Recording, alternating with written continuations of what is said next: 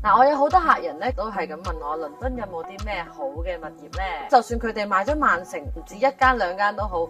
希望倫敦咧呢一個板塊都可以添置多一個物業嘅喎。但係點解倫敦個價錢咁貴，仍然有咁多嘅追捧客人呢？倫敦作為英國嘅首都，梗係可以話係英國房地產嘅定海神針，非常之保值。倫敦嘅教育資源可以話係全英國甚至係全球最頂級嘅，好多家長都會為咗小朋友讀書特登買喺倫敦嗰度。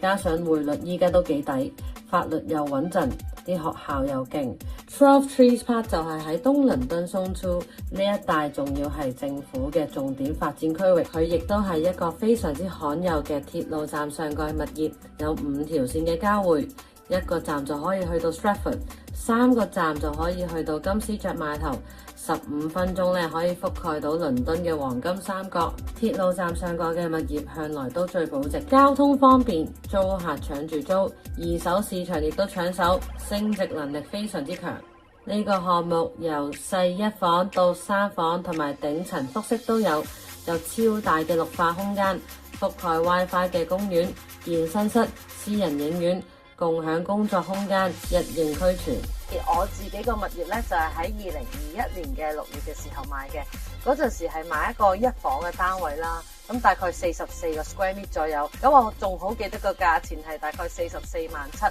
咁啊上年啦，如果睇我嘅社交平台都知道啦，我登咗條片出嚟，好靚啊層樓，咁仲要收到勁好嘅租金喎。我依家租緊俾一個中國學生啦，2250磅一個月。咁如果你計翻條租嘅話咧，我差唔多攞到6厘嘅回報。最重要就係呢個項目係由英國大型發展商 Berkeley Group 打造嘅。呢一個發展商最叻就係打造一個新嘅社區，所以咧佢嘅項目全部都環境非常優美，配套亦都非常之好，